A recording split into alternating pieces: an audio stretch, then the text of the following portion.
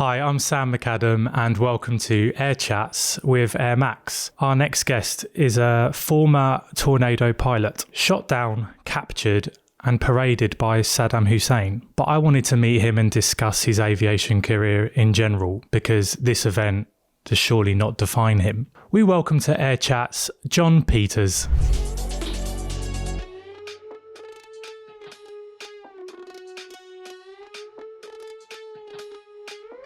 John Peters, welcome to Air Chats with Air Max. Absolute pleasure to have you here today. Thanks for coming on the show. No, likewise, great to meet you, and at last, actually, after all this time. At last, because we did have a quick telephone call before today, just to intro the show, to ask if you want to come and join us to talk about it. And actually, your response was, other than what happened to me in Iraq, everything else is not that interesting. But I beg to differ and hope to find out more in today's conversation. Well, no, I'm a middle-aged man, so nothing's interesting when it gets middle-aged. So. I doubt that. But yeah, you didn't just find yourself one day flying in a tornado over Iraq. So, how does your aviation story evolve up to that point? Well, I didn't have any. I think like most pilots, virtually every pilot I know, I can never remember not wanting to be a pilot. So I have no aviation in my family really, and I have no military other than my parents did national service in the Air Force. But seriously, I can never ever remember not wanting to be a pilot. The whole, I will use this word, glamour of it, the excitement, the fact that so few people would do it. And it wasn't about airlines. I suppose I was inspired by the Spitfire pilots. And, because when I was brought up, all the stories were really about the war. All the movies were about the Second World War. So, I was inspired by that. Okay. And well, that's actually, on the last episode we had Jo Salter on, who I believe you know. Yeah, she's a mate of mine, yeah. And what struck me about that was she actually never intended to be a pilot. She never wanted to be a pilot. It was just as a matter of chance that she became one. So yeah, but she had talent. You see, as you know, she's a smart. But she's a very smart woman. And make no mistake, it's hard enough going through to become a fast jet pilot, and it makes it sound rather conceited. Anybody's saying because I was a fast jet pilot, but it's the selection and the training. There's not a single pilot, whether you say a Red Arrows pilot or the Harrier pilot, the single seat pilot, every pilot on the globe, when you start flying these machines, has to work hard to get there. It's hard work, but exaggerated so much harder for Jo because she was the first female fighter pilot, and some of the experiences, the whole system back in the day was just not set up for a female. And it is so easy to chop, which means fail you on the flying training. You only need a nuance and suddenly 2 trips and you're gone. It's that quick through flying training. And so the mindset alone, and she stuck all that through. And, it's easy when you're now her age, but when you're 22 trying to get through a system and prove yourself to a system, to have that resolve, she was stunning. So she deserves all the credit to be the first female fighter pilot in Britain. Absolutely. I couldn't agree more. But you wanted to be a pilot. Did you want to be a fighter pilot? Did you want to be in the Royal Air Force? Did you want to be a commercial pilot? I wanted to be a fighter pilot. That was the whole point. So yes, I was very boring. I was at the school. I went through a grammar school. So there was a combined cadet force. I joined that. Through that, I got my gliding license and my flying license. So I learnt had my pilot's license at 17. I didn't learn to drive until I was 20. And then I did tests in advance, was given a cadetship through the Air Force. So I was sponsored through university by the Air Force. And then I joined the Air Force and went through the standard system of officers training, flying training through to a squadron. And I think a lot of people don't realise this. I wanted to be a fighter pilot. A lot of people want to be a fighter pilot. But like you said, there are a lot of hurdles or barriers, and they're designed to trip you up and you're done. You're not doing that anymore. So to reach that stage, you can want to be a fighter pilot, but you can't choose to be a fighter pilot. You've got to pass the There's a test. It came up on the last episode as well, isn't it? The aptitude test. Yeah. So what are the sort of things you need to do? What tests do you need to pass? And what hoops do you need to jump through to actually become a fighter pilot? Well, I always say because I have a lot of kids even now, who come up to me because of my background going, I want to be a fighter pilot. And you go, what do you need? What do you need? Well, there's actually quite a diverse number of people who are fighter pilots. The real thing you absolutely need is a desperate desire to want a cockpit. I mean, but it's like many things. My generation, we probably needed 200 pilots. Now you need 5. So the standard just gets higher and higher. So it's always been tough. It's probably even tougher now because there's so few cockpit spaces available. But yes, you have to do your qualifications. I think quite early on, you have to prove that you're keen on joining the Royal Air Force, because that's what they look for first. Do you want to be a Royal Air Force officer? And they treat almost pilot as secondary. So that's what they're looking. Yes, you've got to have the natural things of be lucky that your ears work, your eyes work, your balance works, that you're vaguely decisive, and you're coordinated. So you have those aptitude tests, but they also test whether you have the officer capabilities. Do you have some resolve, some character, and have you done some preparations? Some people go to interviews and they haven't sort of learnt about, I don't know, geopolitical, strategy at the moment. And that sounds rather grand, but at least read newspapers about where the military is and why they're there. And then, yes, you go through flying training. And make no mistake, I desperately wanted to be a pilot, and I was reasonable at school. I was reasonable at sport, but it's bloody hard. Did I enjoy flying training per se? In parts, I have wonderful memories of when you go first solo. When you do your first formation, your first night trip, when you first fly abroad. But actual flying training and through basic flying training, I really struggled through basic flying training because it is just relentless. You learn something, next sortie, show me what you learned last time, and then something new. Next sortie, show me what you learned on the last 2, and then something new. So it's your ability to learn stuff and acquire stuff quickly. And that is for 2 to 3 years. It's like having a driving test every day of your life for 2 years. That's how I viewed it. Well, you touched on the current affairs part of it. You do need to be smart to progress. But I think on a lot of these podcasts that I've seen, people rush through these stages because they just want to get to the juicy bits. But where you're saying, what have you learned? Let's do this, let's do that. Do you mind giving me an example? What were you flying? Where were you flying? What sort of things were you doing? And what was the purpose of that training? No, certainly. I mean, and now this is so out of date now because it was, 30 years plus, no more than that now, a long time ago. So after you get selected and you've done officer training, so during officer training, you've got to prove your character. So you do these exercises where you're leading lots of people and, they make you walk 20 miles and get you really tired. And can you make decisions under pressure at night without sleep? So they're proving that you're, the right character to be in the military. And they also sort of immerse you in, I suppose, the ethics and the legal part of, do you know what it really means to be in the military? You're going to apply violence to political intent. So they don't want jingoistic, rah, I want to be a fighter pilot. You want thinking officers, dare I say, and that makes me sound really old, doesn't it? But then you go into flying training, and the first 6 weeks is ground school. So you pretty much have an exam every other day on whether it's really interesting. I mean, it is, you say you learn global meteorology, you learn engines, you learn aviation law, but you're then doing exams because it's the ability to acquire this. It's like having a hose pipe in your mouth of knowledge that's coming in. And, everyone on my program had a degree and you're still going, bloody hell, the quantity of knowledge you're doing every night and you're working every night. Then you do, and I flew back in the day, the Jet Provost, the fantastic Jet Provost at RAF Cranwell. And then you go on to 12 weeks of day on, day off. So you get a day flying where you're learning the flying, and then a day in ground school where you're learning, still going. So that's 18 weeks of examinations. But in between, whilst you're doing that, you have a cardboard cutout of a cockpit. And like every aircraft back in the day, you've probably got to do in Tornado, there's about 400 checks you've got to learn in absolute sequence without fail to just start the bloody engines.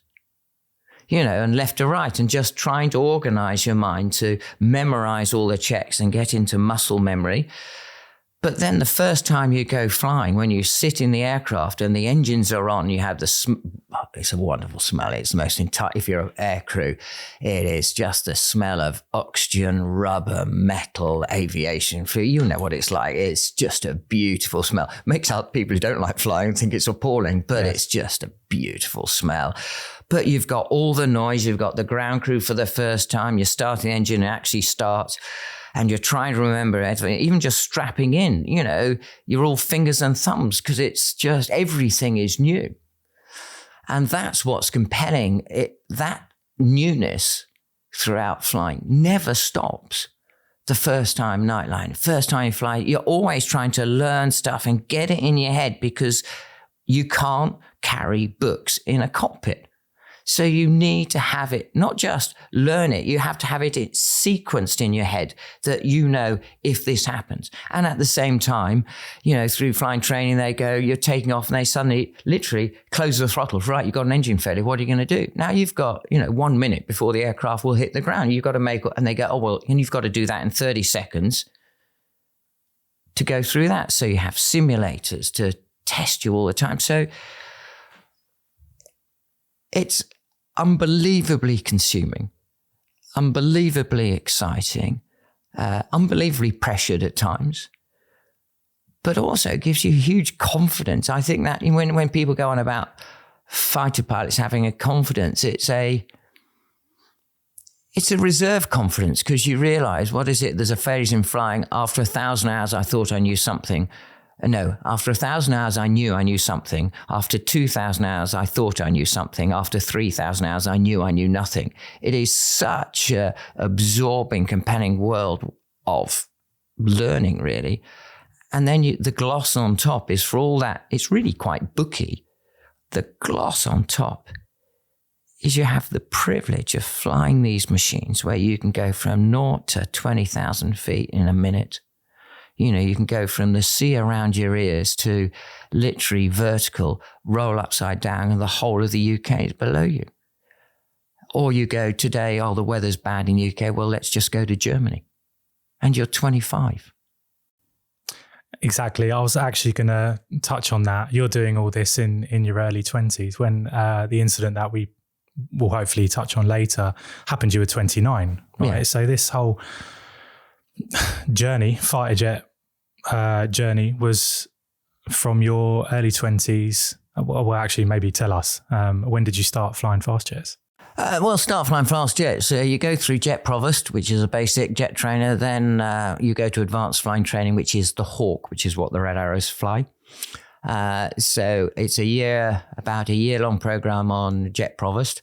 And then you go to Hawk and you do 6 months advanced flying training. That's when back in the day, then you got your wings. And then you go to tactical weapons, where it's a 3-month program where the aircraft goes from red and white, it goes to grey and green, and you're taught how to fight an aircraft, to drop bombs, fire guns, and actually fight air combat and all that sort of stuff. That is probably the most intense course there is, but the best fun and the most sort of rewarding course, really. And then you get selected for whichever frontline aircraft you were going to go to.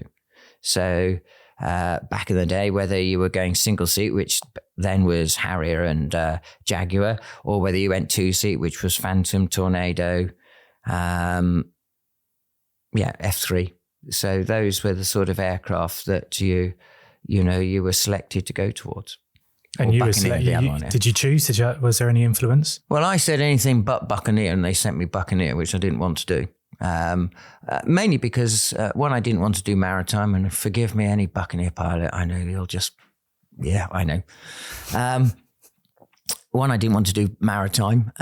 Secondly, I don't see the point of flying all technology. There's a lot of, I'm probably opposite to very many pilots because everyone want to fly the old aircraft because generally the older aircraft are more challenging to fly because I think the workload of pilots since flying has started has always remained the same. Trouble is, back in the day, 95% of a human's capacity when flying started was just to fly and navigate the aircraft. And increasing technology over the years, so now you don't have to navigate because it's all satellite technology and it's a little box and it's down to the last foot, so you don't have to navigate. But they ask you, can you do it at night and in cloud, upside down with your hair on? It hasn't changed the capacity required to fly aeroplanes. The technology has changed. But I don't see the point of flying old technology. I always wanted to fly new technology. But they sent me Buccaneer. I did 60 hours.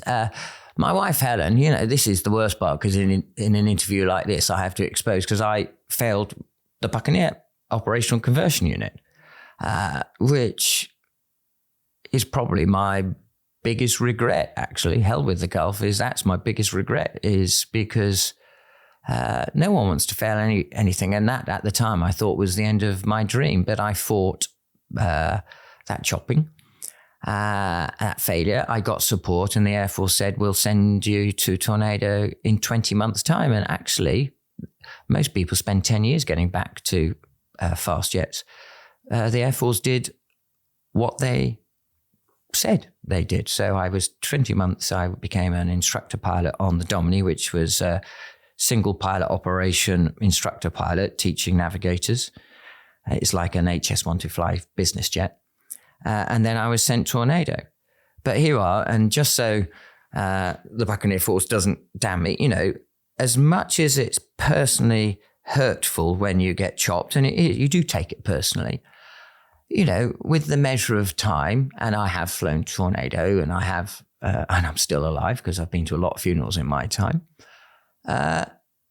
maybe the guys who chopped me saved my life.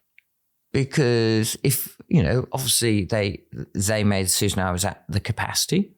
And if you're at the capacity, flying pointy jets has a huge propensity to kill you. And as I say, by the time I was 25, 18 months out of flying training, I'd been to 12 funerals. And that's how the world is when you fly jets.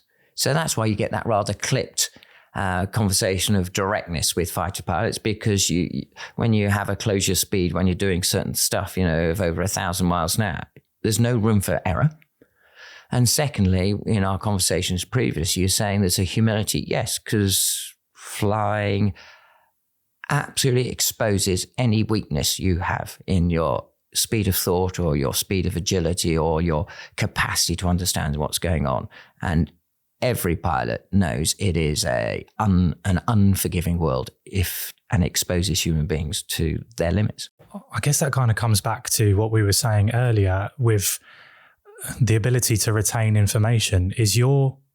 I'm seeing thinking this sounds overwhelming. And I guess that's maybe the strategy of the Royal Air Force is this individual, man or woman, going to be overwhelmed by this hosepipe that you mentioned, where you're just being fed information day after day, and you've got to retain that. And then, we're just going to drop in the odd engine failure and see how you deal with that on top of everything else that you've got to learn.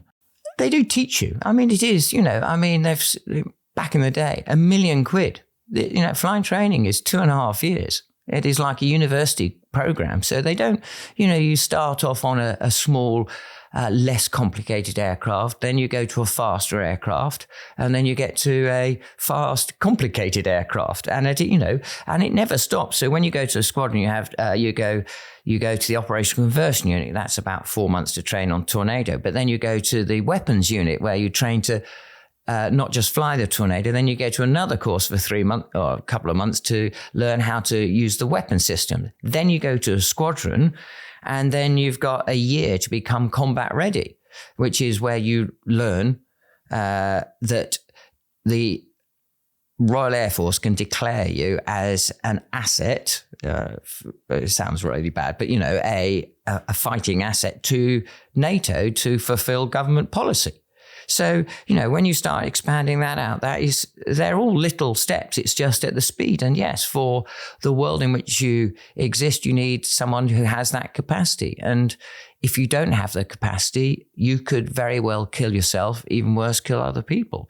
So you do, it is challenging, but that's the joy of it as well. As much as you hate it, it's a bittersweet, the absolute sugar on top is you end up with your wings and you're a fighter pilot, and that is amazing. And I cannot thank my life for that. It's just amazing. That stays with you for the rest of your life, that, something to achieve that, because so few people can achieve it. But that is, perhaps it sounds arrogant, but that's part of the thing. So few people can do it.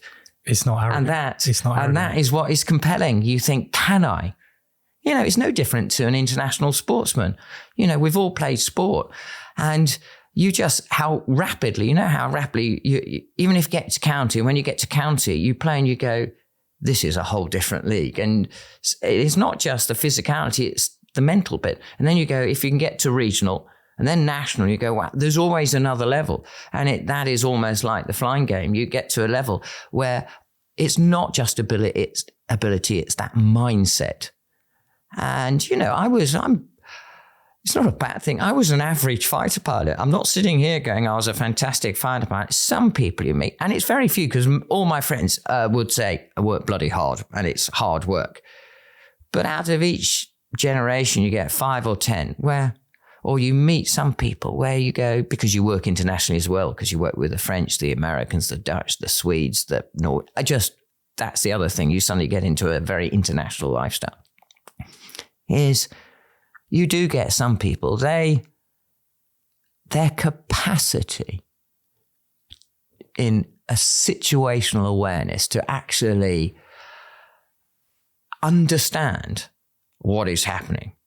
Because when you're doing an engagement, you've got a closure speed. If you go real war speeds, they'll be doing, the enemy will be doing 900 knots, we'll be doing 600 knots. So that's 1,500 knots closure speed. That's 1,800 miles an hour. That's 60 times faster than you do on the motorway. So that's the closure speed. You've got to think, it's a game of aerial chess. So we've got 8-10 aircraft. They've got probably 10 to 12 aircraft. They're trying to push you into a missile belt, because that's the best thing to kill you, or making you try and fly on the ground or run out of fuel. I've only got probably 30 to 40 seconds combat fuel, because I'm normally burning 120 kilograms of fuel per minute. If I plug the burners in where the flames go out the back and I get double the power, you end up got 750 kilograms per minute go out the back end. When I'm 1,000 miles from home, I only have 40 seconds of combat fuel to actually fight then. And so you're going from 0 to 50,000 feet, looking 150 miles wide, 150 miles depth. So trying to do that, and by the way, fly the aircraft, navigate the aircraft, sort the problems and avoid that is the level to which you get to by the end of all this training. But you've been on squadron, by the time I've gone to war, I've been on squadron a couple of years. Lots of people who've been on squadron for 2 tours, that's 6 years. And you've acquired that ability. When you turn around to someone like me saying, we want that solved in a military way, remove their air power, don't care what the weather is, your job is to win, that you go, yeah, we'll sort it then. And it gets down to that. And you need people who go, my answer is yes. We'll go away and, through using air power, solve that problem so that the troops on the ground or the nation is not attacked. Wow, is all I can say. I'm still catching up with everything that you were saying. And that's the difference, is your ability to process all of that and know what's going on and deal with it effectively. And I'm sitting here just... But it's a product of training. It is. You don't... try desperately. I remember at 12 looking at, not now, I'm just a grey-haired old git, but I remember at 12 looking at someone like me, let's say at 35, going, you're God. How are you so good at maths? And my wife jokes, my mental maths is appalling. Really bad. You get taught I'm not joking. They teach you how to do mental maths. So, don't multiply by 5, multiply by 10, divide by 2, because we can all multiply if we defend and halve it. So don't try and multiply by 5. So I know it sounds silly. They literally is a lesson to how you do quick maths. And yeah, I try desperately to say to the 12-year-old who wants to fly, it is just training. They spend £1 million, or now about £2 million to get to that stage. Yes, it sounds overwhelming, but it's worth it. The lifestyle, the people you meet, internationally as well, French, Germans, as I say, everything. It's, but you have a job to do, I'm going to bring this back to the sportsman, because you are elite, and I know you're saying it's just a job and it's a product of training, but that's the same with watching Ronaldo or Messi. They didn't wake up and they were world-class footballers. No. That's taken years and years of practice. Yeah. But they're a joy to watch when you watch them play. That for people that are passionate about football, that will do the same thing watching them play as listening to you speaking to people that are passionate about aviation, because it is experience. And to be able to sort of pick little stories and share them with us. So that's why I sat here and said, wow, because I'm also thinking about Ryan that's sitting over there, sound guy, just thinking, that's a 1 minute short that you can listen to that and just be like, that's incredible. The information that just came out of your mouth. And I'm, like I said, still sitting here trying to process it. And there was something I wanted to ask you about, because again, it was mentioned very quickly and then we moved on. But I've never touched on it with anyone, and that's the tactical training or the dogfighting, let's say, for the Top Gun fans out there. We mentioned pilots, they fly the plane and they navigate. How do you start teaching someone how to dogfight, let's say, the tactical aspect of it? Right, tactical aspect. You get, right, and actually now this is so out of date. And what I mean by now is what you see in the Second World War, where they turned with guns and you see the aircraft turning. And then you see the Top Gun, movies where they turn with, but you still see the aircraft. Make no mistake, with modern technology, it's like aerial battle. There's a gap in between the two aircraft, which is 80 to 100 miles wide. And if you're talking high end air forces, you won't enter that 100-mile buffer zone. Why? Because with missile technology, stealth and everything like that, you will be killed and you won't be able to see whether the missile's gone. But if I take you back to my day, it's mainly because of semi-active missiles and stealth and everything like that, with the data links and everything, people can fire a missile blind and you can be flying to a space where you don't know that in 5 seconds you're going to be dead. So they don't even need to be in your line of sight. It's just a case of... So this whole idea that turning it... If you ever get to... People want to see aircraft. Show us how the F-35 is, which is our latest aircraft, or Typhoon, and you see them turning and burning. If you're, as a pilot, seeing turning and burning, you have lost. Okay. It's beyond visual range and all that sort of thing. So now it's reach. The reach you can see them before the enemy, before they see you, which is stealth, and then you've got a longer range missile, so you don't want to go in that gap. But if I go back to traditional air combat, how you get taught it, first of all, you basically, in my day, were 3 types of missile. I had a Fox 1 missile, which was a radar missile, which I had to, so you're the aircraft, I lock the radar beam onto you. And in my and then I fire a missile that goes down the beam to hit you. Okay, old technology. Okay, a Fox 2 missile was a heat-seeking missile, so we maneuver the aircraft to get behind you, probably off heat of the engines, and fire a missile, and it guides itself towards heat of the engine. And missiles don't hit; they actually miss. So you'd have either tungsten chunks or rods which go out at the speed of huge speed and basically cover the aircraft in metal. Okay, that's a Fox 2, or Fox 3 is guns. Well, no, sorry, Fox 3 is semi-active missile. Then you have guns, where you actually shoot a gun.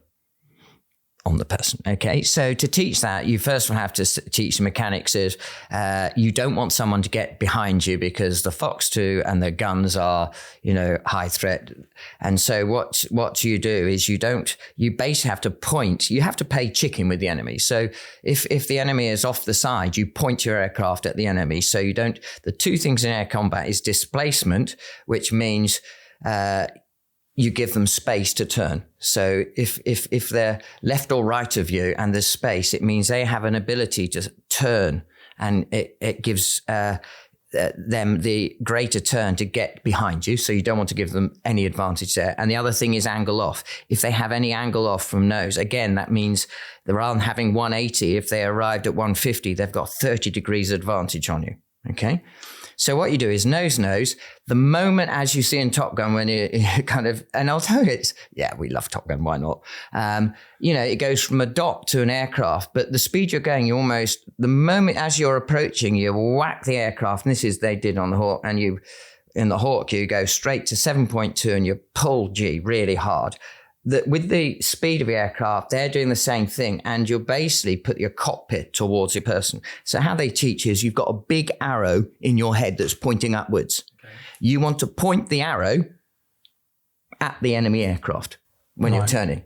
Okay. So that's what you're doing. And what you're doing is and you're trying to turn to maneuver your aircraft at speed behind. Now, obviously, you get energy wash off. So you start in the Hawk, and I mean, it's just fabulous. I mean, you start at Hawk at 7.2, never go below 4G for 15 minutes. And you just turn, and everyone's trying to basically maneuver their aircraft into a position where you can shoot them down. How do you know when you're winning and when to lose? There is, in airspace, there's this, it's called the combat egg. So if you imagine a huge egg shape, if you've got just going a flat turn and it's 4G turn and both aircraft, you just do a happy circle. Okay. The circle is the same size. So you need to vary the size of that circle to gain advantage. If you are going down towards the earth and you're still pulling 4G, and at the bottom, you're still pulling 4G, you've got 1G against you. So it's the radius of turn is only a 3G turn, which is bigger, which is why you get the more rounded bit at the bottom. The opposite as the top, if you go over the top, you've got 4G with an extra 1G of the Earth's pull. So that's a 5G turn. That's why it's the combat X. So you've got that pointy bit at the top and the rounded bit at the bottom. And what you try and do is remain within that egg shape. If you go out and the thing with, if you don't, and this is if you have to pull at the absolute maximum turn, so 100%. Now, how does 100% feel? You can feel a little bubble on the stick. It just slightly rocks. If you pull too hard, the lift goes off the wing and the aircraft drops out the sky. I was going to ask you about stalls. So basically you stall the aircraft. So you've got to go right to the edge of the stall, which is your maximum rate of turn, maximum angle of attack, okay? You go, and I'm talking that far, just beyond, it goes into heavy buffet. All the energy washes off the ring because rather than having a smooth airflow of the ring, which gives you lift, it starts to tumble like the car adverts. You get this sort of tumbling smoke effect off the wing. The air tumbles off. You lose all lift, so you'll drop out the sky, which you've lost, and the other aircraft can still maneuver. Just get behind you, they'll kill you. Okay. But if you only turn at 98%, so before that, the other guy, similar aircraft, will outturn you anyway and will get in a position to kill you.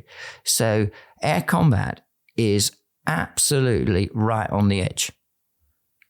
And you have to fly the aircraft at maximum turn rate at every single stage, and you have to monitor fuel. But at the same time, we have a G suit which squeezes our legs, which is full of air and squeezes your leg because you want to keep the blood in the head, because at that G, the blood rushes out your head. So you start playing with your consciousness. So you really are, it's as if you're going for a crap. You're really forcing your muscles to keep the blood in your head. And you start playing with your consciousness so you can get tunnel vision at times. If you pull too hard, you can actually get blackout, but you can still hear. But and then obviously proper blackout and you get unconscious. So you are constantly playing with your consciousness as well, because you have to remain the high G the whole time, at the same time as doing quite complex thing with your fingers. So in the Tornado, it was radar on, radar off. You had a scaling wheel, and you've got combat flaps, and you've got the throttle. Oh, so you've got quite a lot, and you've got each of the 5 fingers on your stick doing it as well. So it is... It's something else. But the guy who kills you in air combat is not the guy you're seeing, because you don't want to get into a 1-2-1, because sometimes it may be a 3v2, a 4v6. So that's how you start coordinating with each other, because it's always the eternal thing of air combat. It's the guy who doesn't see you. So what if we had 2 aircraft against 1? I would engage 1 aircraft so that the moment you turn, this is in the old days, you have to become predictable, or else I will shoot you down. The moment you become predictable, my mate just kind of goes, oh, nice predictable. I know he's going to be there. I'll shoot him when he gets to that point. Okay. So it's aerial chess. But that is so out of date. Sorry for any modern fighter pilot listen to that, because that is the old way, because nowadays it's all data fusion and beyond visual range. Well, we invite any modern fighter pilot to come on and top that, because that was brilliant to listen to. And it just goes to explain why I'm not a fighter pilot, because, I struggle with a MacBook Air. Well, I wasn't very good because I got shot down. So there's a definition. What definition of a good pilot is one who has the same takeoffs as landings, and I don't. So by definition, I'm not a good pilot. Should we talk about that? I'd suggest we say to anyone that may be listening and doesn't actually know your story, John, that you give them a brief summary. And then we can go through what actually happened. Okay, 1991, so the majority of people are probably far too young to, you've got to be over 45 to vaguely remember the atmosphere. The first Gulf War, after Iraq had invaded Kuwait, an international community, including Arab nations, as well as the Brits, Americans, France, and all that sort of, the groups, basically the globe, effectively, said you can't invade countries anymore. And put together an allied force and removed Saddam Hussein's Republican Guard from out of Kuwait. I was involved in that in the air power bit, in a very small sense. And on the first day of the war, there was the only day low-level sortie. And I was attacking an airfield to the south east of Baghdad. We'd taken off from Bahrain. Our bombs didn't come off. We were attacking a dispersed operating base, which means a spare operating base rather than a main operating base. And coming off, I was hit by surface-to-air missile. I was also hit by anti-aircraft guns. The surface-to-air missile took out my right-hand engine and exploded, took out my fly-by-wire system. So I've gone from a Grand Prix racing car to a cart horse, effectively. Then on the right-hand side, anti-aircraft gun hit my right-hand wing, hit my sidewinder missile, a 4-meter torch of flame shot out the front of my wing and started to cut my wing off. We flew for about 2 to 3 minutes trying to solve the problem. The aircraft became a ball of flame. We ejected into the desert for about 2 hours, then found by Iraqi soldiers, 25 soldiers buried us in the sand with machine gun fire. I don't know how they missed. And then we were taken off to Baghdad, and we were abused for 7 weeks. During that time, I was paraded on television, all rather puffy-faced and beaten up. And that, my eternal chagrin, that's they reckon 650 million people on the planet saw that image of me having been beaten up. So when I returned back home, I had quite a lot of attention for a couple of years. And you're still getting that attention because you're here to discuss that in 2024. No, I do get it. I'm a bit of a moral obscenity. I get it. Look, I went to war with friends and friends of mine died. We lost, a lot of Allied soldiers. And also, let's not forget, it depends which figures you take, upwards of 100,000 plus, and there are varying figures up to even worse figures, of Iraqis died because of Saddam Hussein's obsessions and his regime. And most people, war removes people's lives, and a lot of people suffer. And then why I say a moral obscenity, because of the televised sort of us being televised, myself and my navigator John Nichol, our lives at 29 were transformed because of media attention. It doesn't make it right. It doesn't make it right. It just is. So I can't change that. But you've got to be... it's just balancing my own moral framework that you've just got to accept. And I do it as my captivity. I accept what happened to me in captivity. It is what it is. That's what I always say on First Year. It is what it is. I want to acknowledge what you said about the fact that it was war.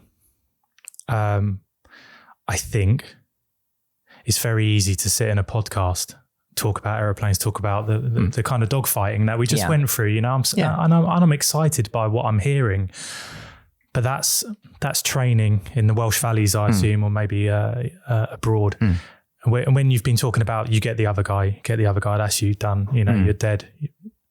That's the reality of what you were training for, and you're put into these hostile environments. And obviously, you've mentioned you've lost colleagues, we've lost allies, and I'm sorry to hear that.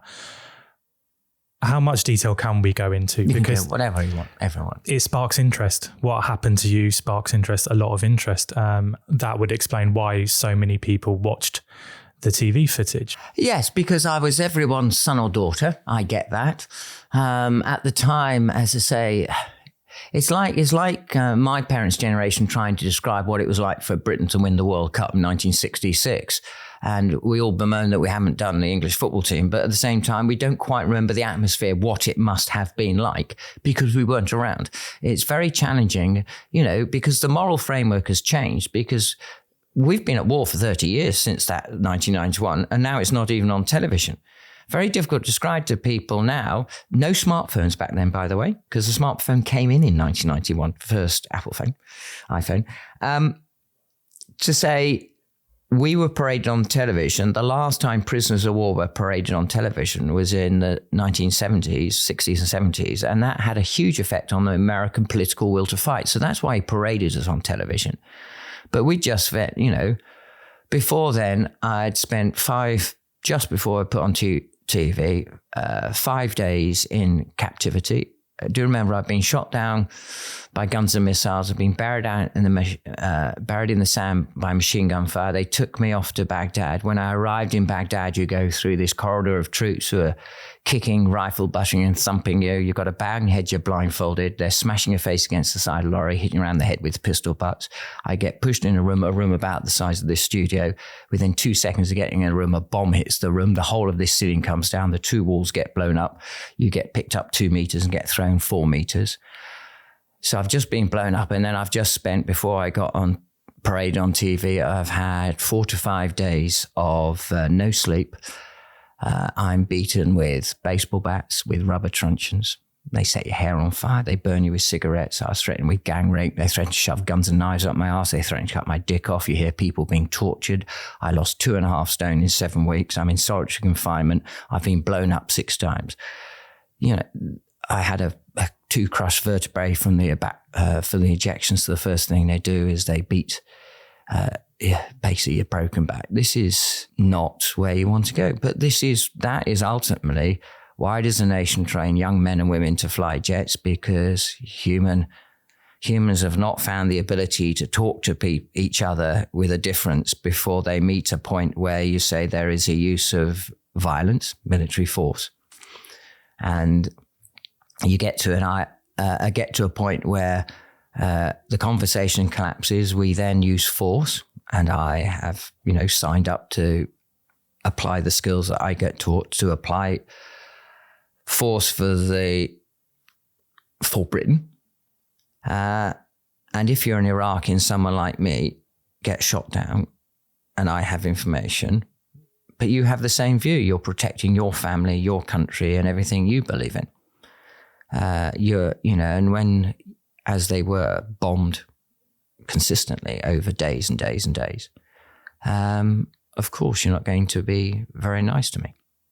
And that is ultimately the product of war, until eventually either economics stops people, they run out of, like in Ukraine, they could run out of bombs and missiles and everything like that, or morale, where a nation, people, you can no longer get people to carry on fighting. So those are the two reasons. And funny enough, nations then go, well, let's go back and talk again. And so military force is just on the spectrum of political dialogue. It's unfortunately the dialogue collapses.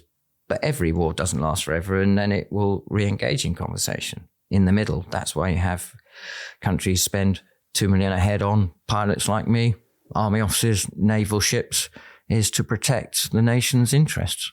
And that's the reality. We all wish we could skip that. Makes me sound very serious, doesn't it? But that is the reality. You know, for all the glamorous, and I use that word advisedly, but it is the glamour, because I do look at these jets and go, wow. But they're not doing it because they want you to be wearing a flight suit at an air show. They're doing it because the nation expects you. They expect a return on their investment. We're the ultimate insurance policy. Yeah, and again, that's what people forget. You see this at an air show. These aircraft. You called yourself an asset earlier. The only time you hear asset really when you're not in the armed forces is when we're watching something like Jason Bourne and you're talking about... yes, no, that's a great analogy. No, it is. Yeah, the CIA will call on an asset to go to go do a job. And it sounds rather like, oh, what a lovely war, or jingoistic, and it sounds naive when you say that. But that is the reality. And do you remember, although people talk about the Gulf, when I went to Germany, the Royal Air Force still had the nuclear deterrent. So the first qualification was to drop a nuclear bomb on East Germany. And it was the end of the world, mutually assured destruction, all that sort of stuff, time back then. And so the first question when I joined the Air Force, that you knew you were going to get was, can you drop a nuclear bomb? Now, when you join the military, is can you kill someone to political order? And if this sounds unpalatable, it's because you're having a rational conversation about in normal life you'd be sent to prison for. Can you kill a person through political order? The military makes you very well. This is not about wearing uniforms doing stuff. For the Air Force, it was, can you drop a nuclear bomb? Now, maybe this reveals a flawed moral framework, but you say, I can deal, for my moral framework, there's a different level between dealing with killing another human being in a gunfight, one or two, because they're trying to kill one or two. Well, I don't know about you, but when you say, if I push my thumb down on that red button, maybe 25,000 people die. That's a whole different ballgame. I remember at 17, I was a naive 17-year-old. I desperately wanted to join the Air Force. But I wasn't that naive that I didn't go away. And I remember for 3 hours, I walked to the local cricket pitch, which was on the local heath where I lived. And I sat down for 3 hours going, can I do this? And it was the height of back in then the campaign for nuclear disarmament. Really good people who were really frightened and disturbed by the moral framework of our political systems back then, going, you are considering, complete nuclear destruction of humankind. And it is almost, you go, how surreally mad are you to even consider that? So you had people going around green collar. And I'm at that time at university, it was quite a reactionary time, punk rock and all that sort of thing. Why would I agree to that? And the way I sided that square, because it's an unanswerable question. It's an unanswerable question. And if you could just answer it without thinking, it makes you morally offensive.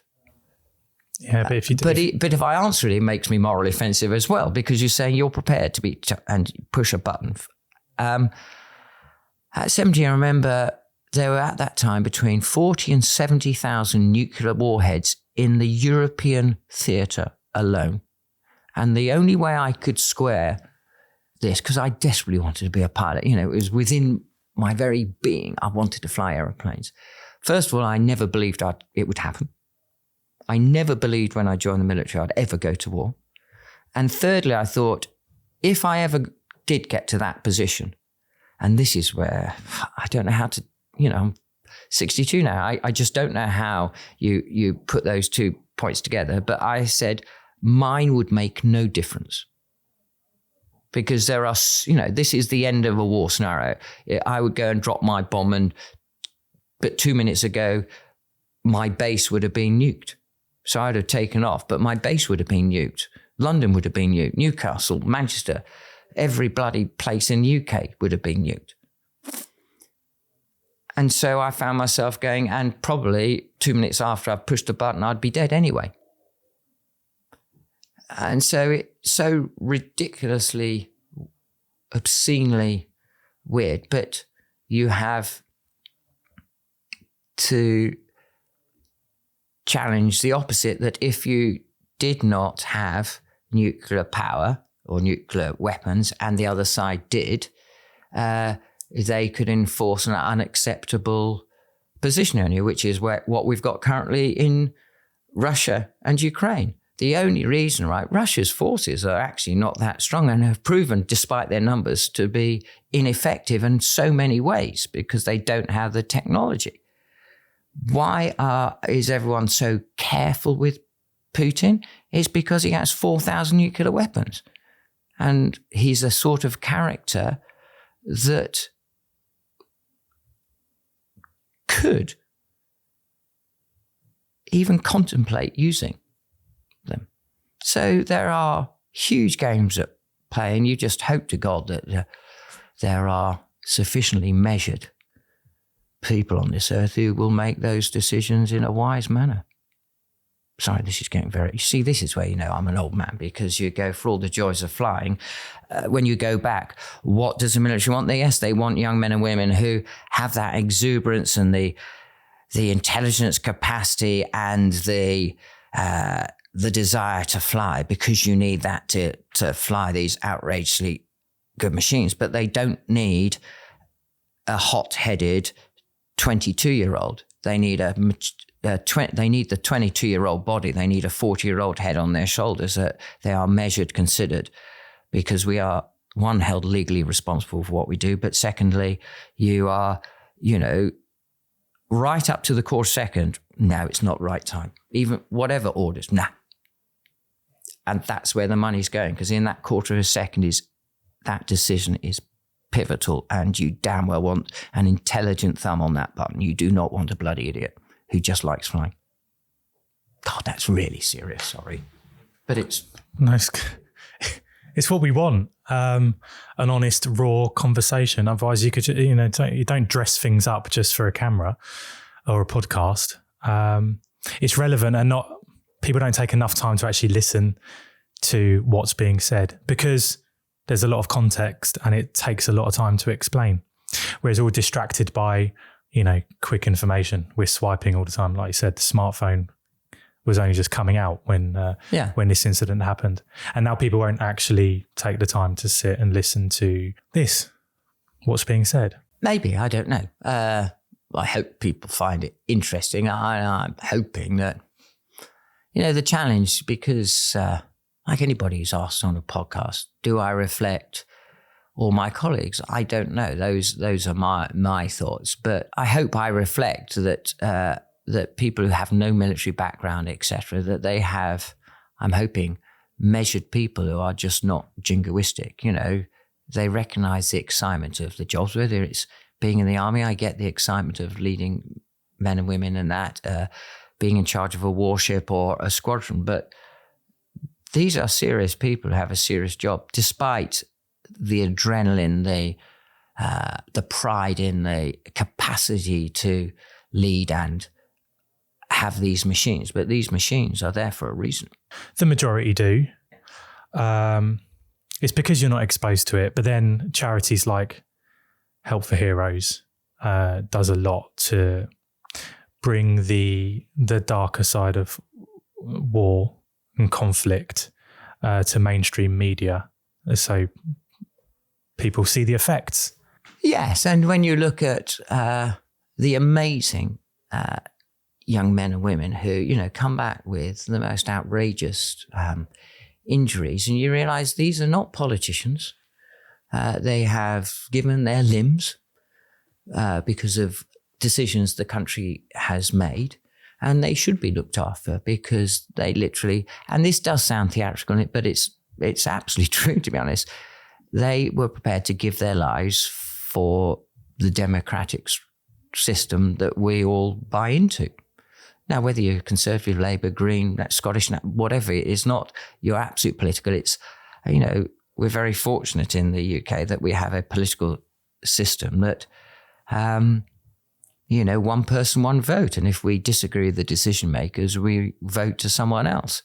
But ultimately, you're there trying to defend what we generally all believe in. And these young men and women have given up limbs to do so. So we absolutely bloody well should look after them for the rest of their days. 100%. Yeah, I hope they get support in abundance.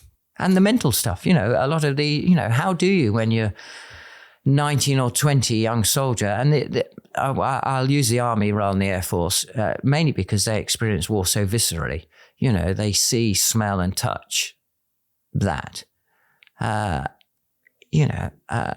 How they in their lives balance off. And that's why I say I'm moral obscenity, because I came back and yes, I had a lot of abuse during my time, but I returned to attention, whereas they could have experienced things that are so obscene, come back, can't quite understand why they're feeling the way they are. Then they leave the family of the military and are lost. And then years later, because these things take years on average for military, I think about 14 years, that they have, mental health issues. So, these can create long-term issues. So, and we should respect, because that's why you pay people in the military to do what they do, because you don't want to do it. Most people don't want to do it. So, and they experience things that are beyond obscene and beyond what normal human beings should experience. When you compare it to just normal life, you have an awful day in the office, you're uptown, it's raining, it's cold, you commute, your train's delayed out of London Bridge, let's say you're going to the outskirts beyond the M25 and train's packed and you get home and you're wet and you're tired and your boss has pissed you off or whatnot. And then you got to deal with the wife and kids, and there might be issues at home, and you just feel exhausted and run down and you want to take it out on everyone. And that it pales in comparison to someone that has to do that, but has just come back from war. But here, let me offer, and I know you won't believe this, let me offer an opposite. So here we are. So everyone in life is trying to balance job, life, kids, pensions, mortgage, all that shit that we have, whether I'm going to get promoted or not, or sacked, or, lose my job, all those things. And nowadays, the world is moving so fast, and it's always been the case. You're spreading all your energy across that whole continuum. Let me offer you something else. Although everyone, goes on about the prisoner of war, being a prisoner of war when you're locked in a box getting beaten up, I know it sounds silly. First of all, you get very used to being beaten. It normalizes. Secondly, you have nothing else to think about but yourself. So it's like pushing all that energy that you're spreading through all those challenges that everyone has on a bad day into the simplicity of, I just have to stay alive. And that suddenly all that energy gives you a strength and a clarity that you don't have in normal life. So actually there's positives, because then you end up going, I had some stunning days in captivity. And you go, but that's obscene, surely. And you go, you are. When was the last time you thought about love? And when I say we all fall in love, and we, hopefully all fall in love, and we say, I love, I've been married 40 years from next year, but you go, whatever our relationships are, we tell the person we love our partner, we love them, and we go for meals and we make love, all those. Yes, I get. But almost that becomes, when do you actually sit down is, do I love my partner? Very easy when you're young and bonking. But when after 5 years, 10 years, when the kids are pissing off, when you've lost your job, when you're this, and seeing it's meant to be the driver of us all, this need for love. I spent 3 days. I went, do I love Helen? Because I was, you're talking to me at 62 now. I was 29 at the time. And you go, do I love Helen? I'd been with Helen 10 years. Helen's my wife. Which instantly went, what do I mean by love? What do I understand by love? And I'm in a concrete box with a metal door. It's pitch black 18 hours a day, semi-pitch 6.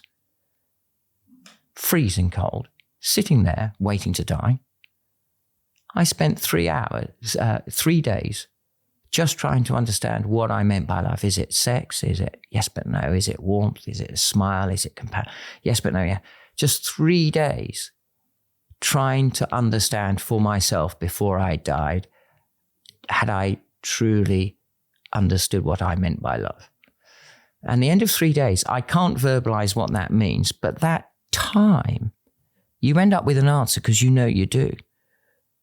But do you know how much wealth that gives you in terms of who you are as a human being? Do you believe in God? Days on God.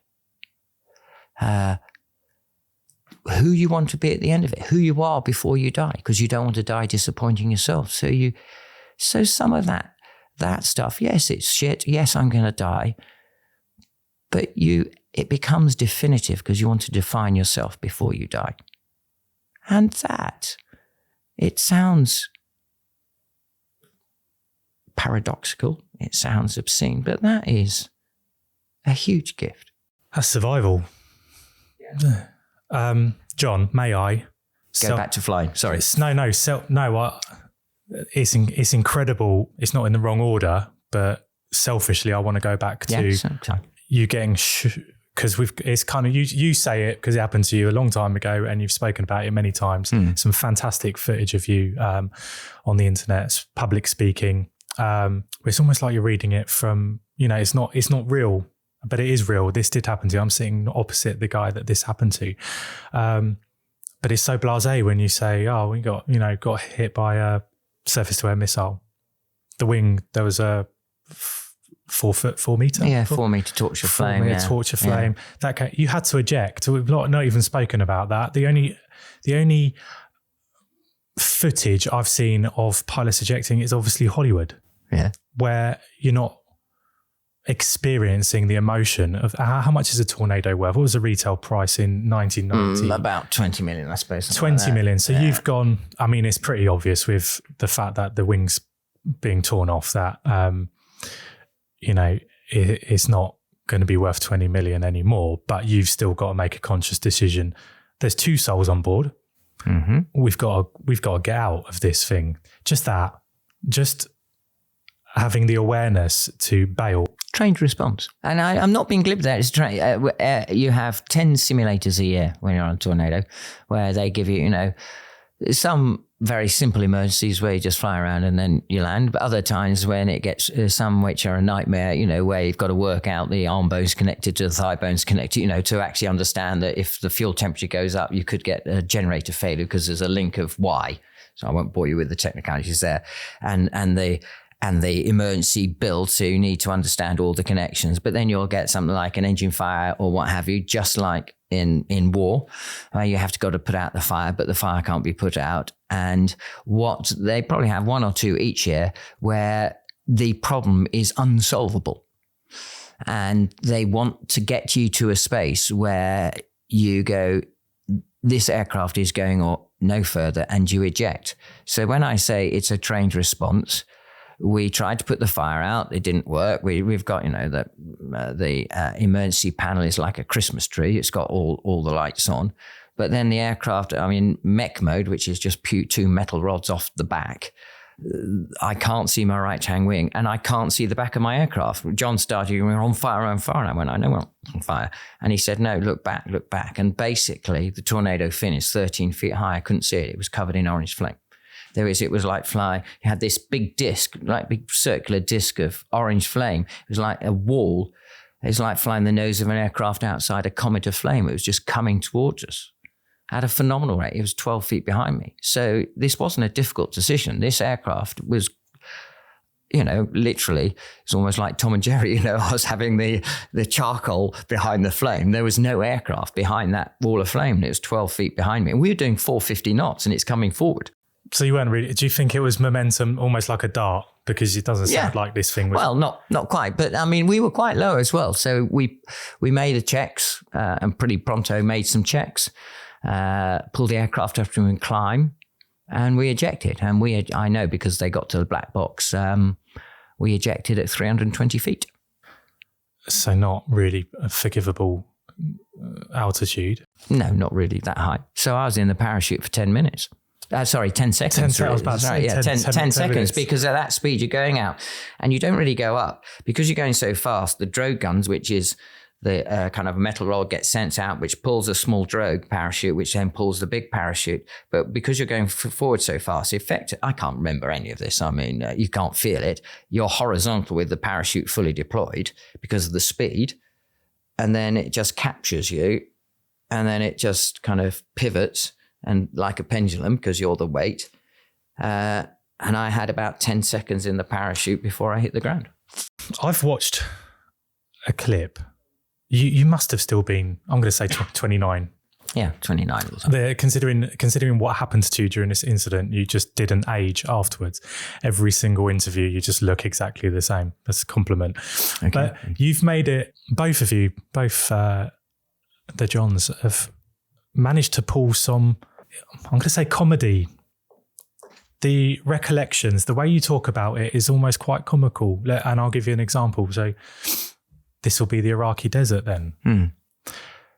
What is going through your mind actually? Are you crapping yourself in that moment? Or are you just thinking, this is totally unplanned. We shouldn't be here. We're in the Iraqi desert.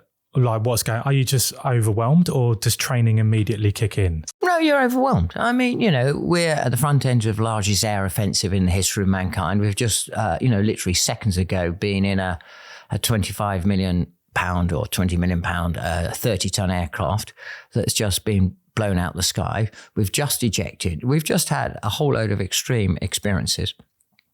So I hate to imagine our pulse rate and our adrenaline. We're now on the ground and there is nothing for miles. You're 1,000 miles from anybody who likes you in enemy territory. And literally, I'm sat down days from ejection. John comes across going, so this will be the Iraqi desert. And we sat down and giggled because it was so hopeless. You're going, shit. I mean, it is. It's a catastrophe. It's overwhelming. And you can't, okay. But then your military training does kick in quite soon. So your initial emotional response is shit, and you're just laughing. It's so beyond ridiculous. It's obscene. But then your military training, right, okay. And you almost like slot in the next cassette or DVD or data stick or whatever, or download the next iteration. Right, we're now shot down. And you have done training on that. Because Air Force pilots fly behind enemy lines, we're given training on that. So you click in the next training module, really, and start to try and solve problems and try and do the right thing so that you could return safely without getting captured. Unfortunately, we didn't. Or we didn't return safely. We got captured. There was a reason I asked the question, because I kind of wanted the acknowledgement that you'd gone through quite a horrendous experience already, just everything that happened to you. And we're not talking about something that just developed over a couple of hours. This was all fast stuff. Yeah. You took off from Bahrain, everything's going well. I know that on the first attempt, the weapons didn't release.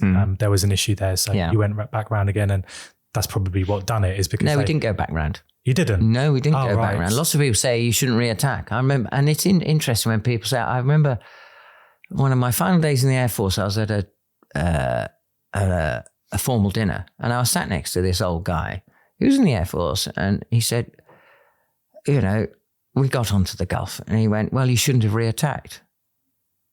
And I went, well, we didn't reattack. And he said, no, you just shouldn't reattack, because you knew there. And I went, we didn't reattack.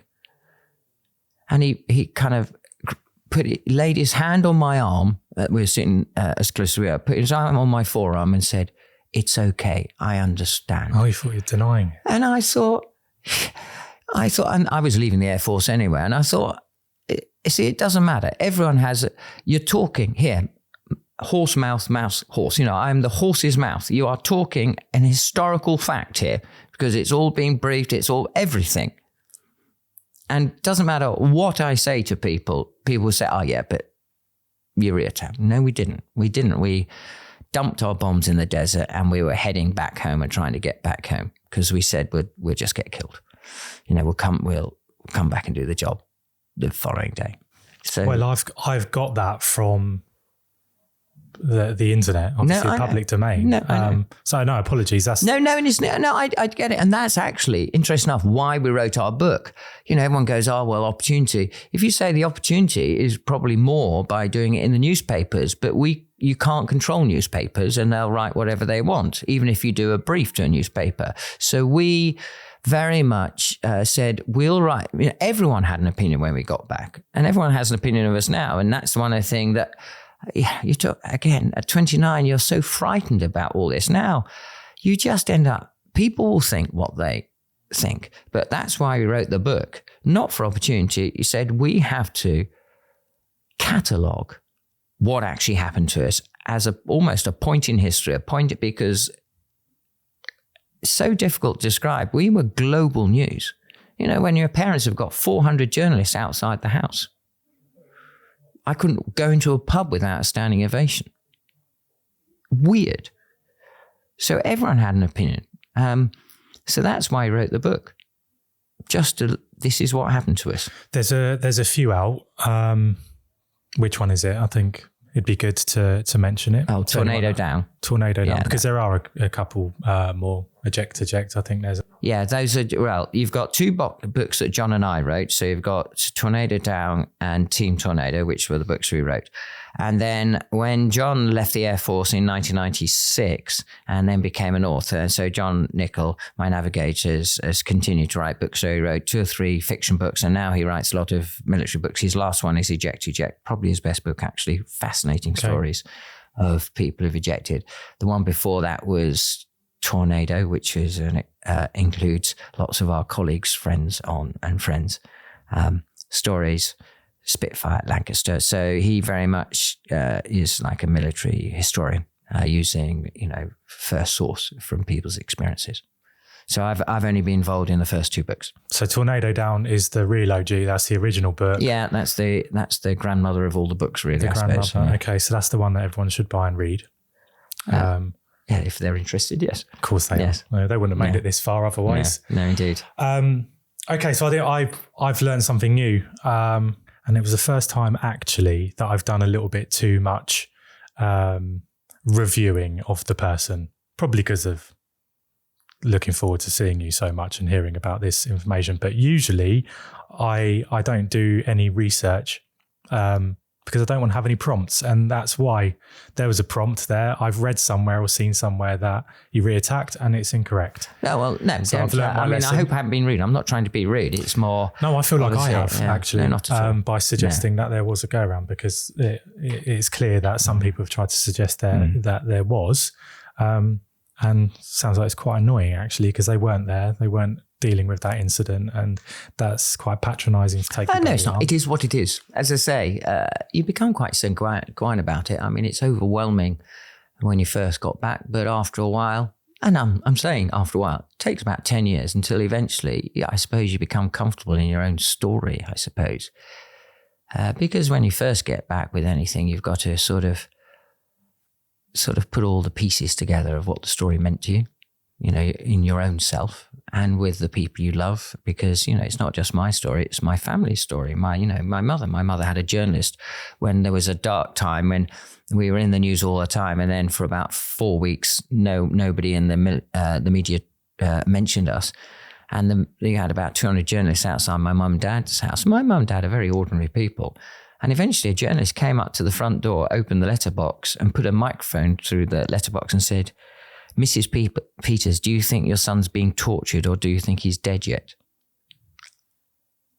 Now, my mum has taken that in a sanguine way and she now finds it quite amusing. But how does someone do that?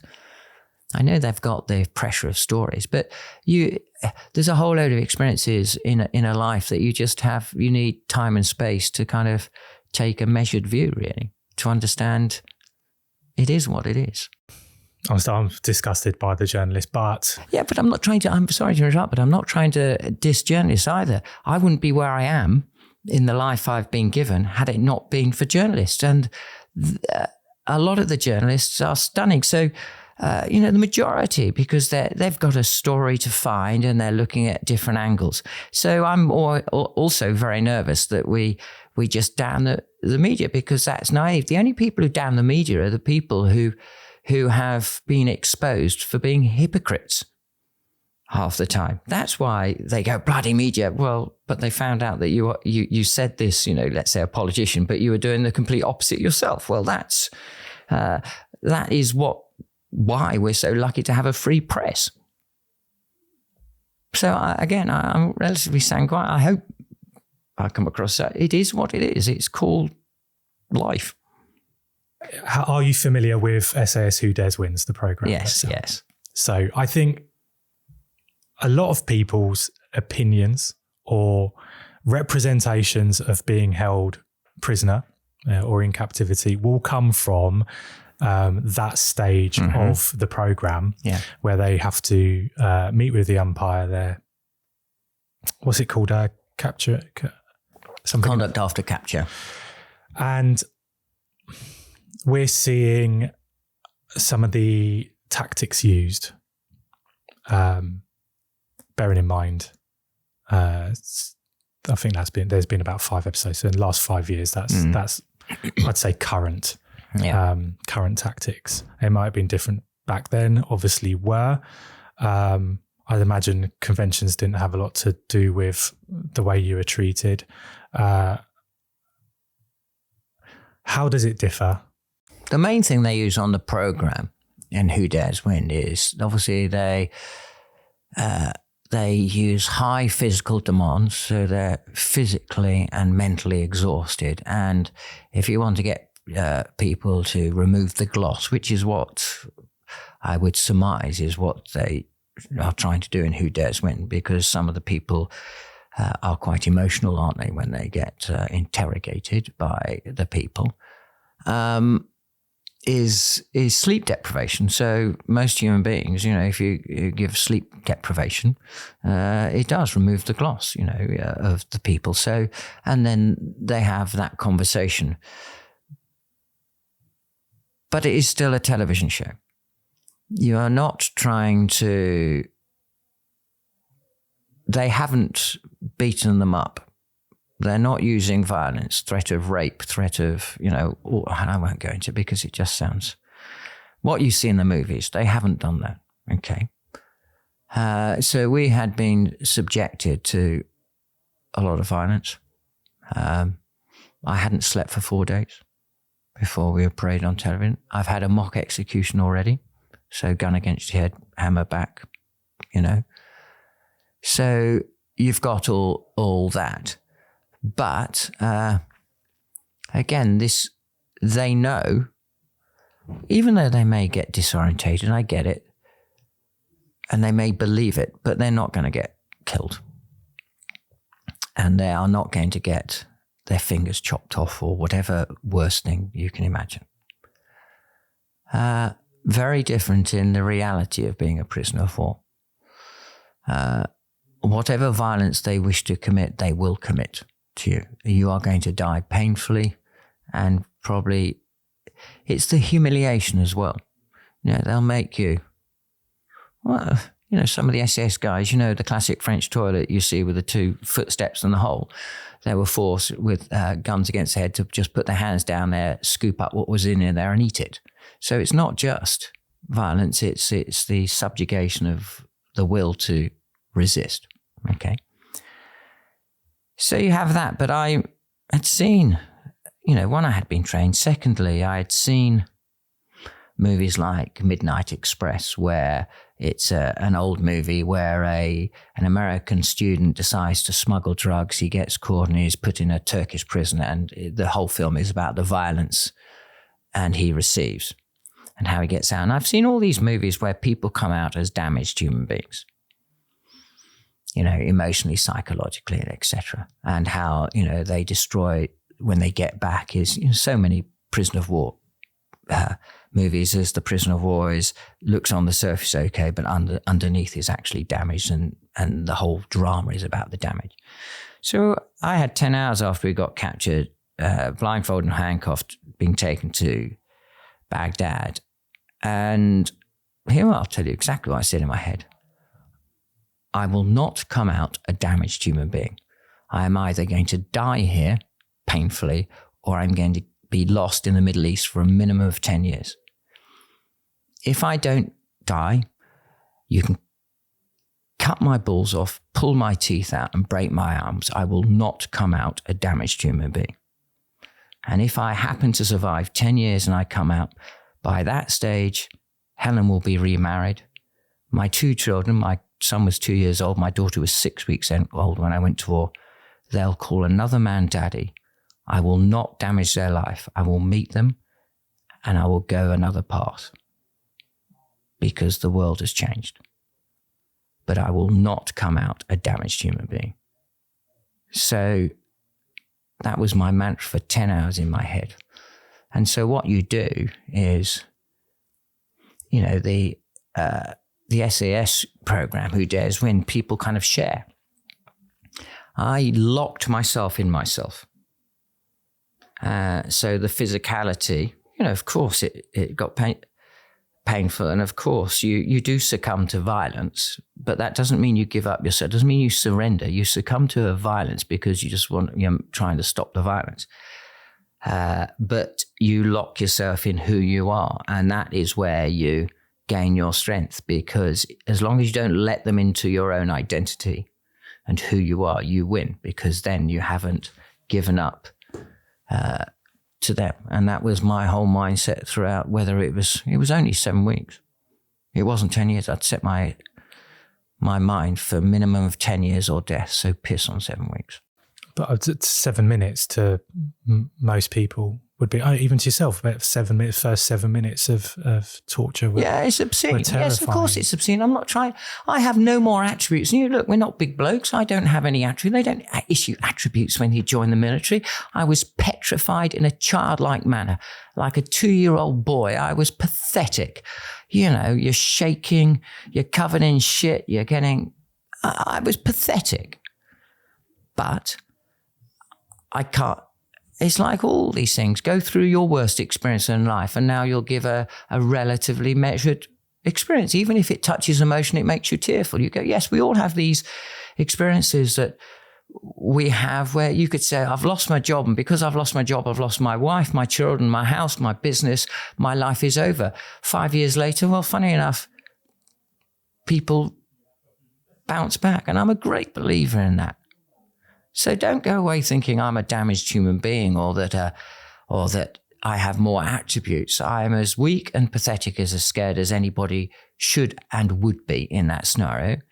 I'm a moral obscenity because when I got back, I got fated. And that's even worse. It's trying to live up to the expectations. That's harder than being in a prison of war, trying to vaguely live up to the expectations that people believe you have. And then trying to be responsible for all the other men and women who've been to war and best represent them. And then as you get older, and then with Afghanistan and all the other wars we've had subsequently, to take a backward step, because you could really push the media bit all the time, but you say it's their time, and it's their war. But also if you are asked for things like this, I hope to best represent the young men and women who are doing the same job now. It's harder doing that than being a prisoner of war, because actually being a prisoner of war is it's shit, but just keeping yourself alive and together is your strength, and therefore that's easy. The violence and everything is difficult. All you have to do is keep yourself. When you get back, our world got so complex. You've certainly represented yourself and the men and women of the armed forces wonderfully. it's difficult to find the words actually to explain how sort of someone like me feels listening to that, because it's you can't really comprehend it, if I'm honest. Well, how John. do you feel when you hear? I mean, I don't know. See, I never asked that. Okay, so how do you feel? How old are you? 40 next year. Yeah, so you're not a child. You're a proper grown adult. I don't know. This story it's a blessing and a curse.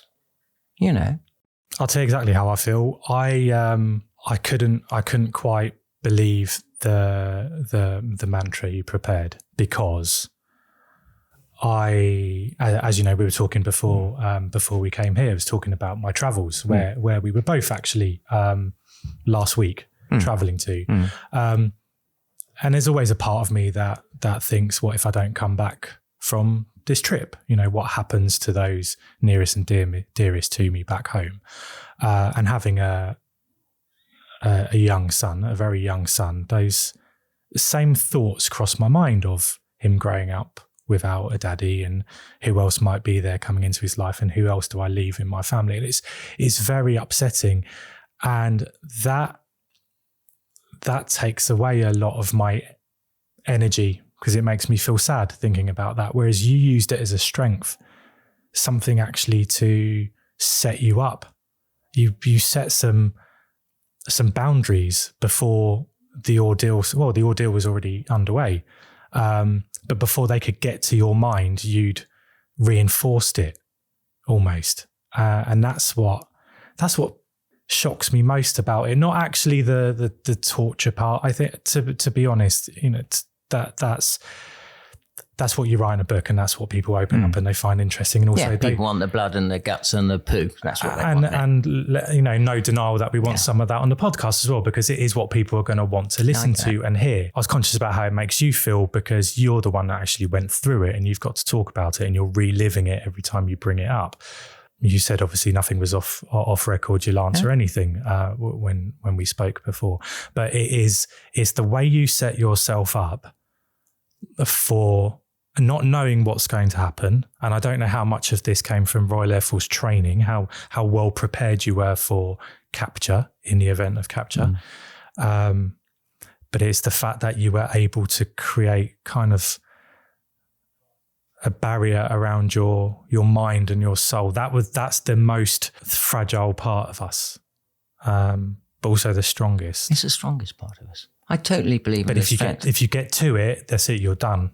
You can break your bones. From the figures I was given, 75% of people, when they have an extreme event, and why I say extreme, I'm not using the word trauma. Trauma is where we assign a meaning to an extreme event where we've had a huge emotional response, and we assign a meaning, and that's what creates trauma, which is why so many therapists, after an extreme event, they want people to talk about, because invariably, because of the extremity of the emotional response, people assign a meaning to an event, which is invariably wrong. So you talk about it and you kind of separate it as an extreme event, and you acknowledge the emotional response. Okay. So 75% of human beings have an extreme event, and I'll say a traumatic, because that's the vernacular most people use, a traumatic event, cope. Nobody likes it, but they cope. Then probably, and the figures I was given, about 22, 23% suffer post or experience post-traumatic stress. What does that mean? Post-traumatic stress is based on extended coping time. So maybe you can't sleep for a month, or you're tearful, overly emotional, or I can't eat. All those are responses to the event. But it's perfectly normal. It's just some people, so 20, 22, 23% suffer. And only about 2 to 3% of the population suffer post-traumatic stress disorder, which is a psychological disorder. So God forbid the poor people in Grenfell who, the following week said, I'm suffering PTSD. No, you're suffering post-traumatic stress. I want to be understanding and don't want to come up as a prig, military old duffer. But you say you're suffering post-traumatic stress, not post-traumatic stress disorder. And that, in military terms, is normally about 14 years after the experience, where you become dysfunctional as a human being, or it's a psychological disorder. But if you take the maths, then probably between 95% plus people, some figures may say 12% suffer PTSD, but whatever the maths you do, the vast majority of human beings cope with extreme events. Even a simple divorce where you're heartbroken, hearts recover. It doesn't mean you never forget or forgive. It means human beings are robust. So I believe in the robustness of the human spirit. And that's the majority of it. So actually, when you're kindly saying, well, you put boundaries, that's just how I dealt with it, but doesn't give me any more attributes than you or any other person who's listening to this podcast. Human beings, we are built to survive. And so I hate, give my age, I hate when people say woke and all this snowflake generation. Bullshit. Every older generation has always thought young generation is rubbish. They will deal with the challenges their generation has in equal measure to, that everyone refers to, the greatest generation, the Second World War generation. They didn't want that experience. And if you read books about the Second World War, they didn't talk about the number of young men and women who were totally damaged by the Second World War. They just didn't talk about it. So I don't think human beings change. We have different conversations. We have more knowledge. Human beings are built to survive. I believe in human spirit. I actually think that's a really nice way to leave it, John, because I agree, and I could listen to you all day, learning a lot from you. I've not done enough podcasts. I never had any training in sort of conducting interviews. In some ways, I feel like I've not done it justice. There's a lot more I could ask. If you feel like there's anything I should have asked but didn't, please let me know. But otherwise, I just really think it's been a real pleasure talking to you, and thank you for sharing your aviation journey and your experiences with us on Air Chats today. Good to meet you. Thank you very much. Cheers. Cheers.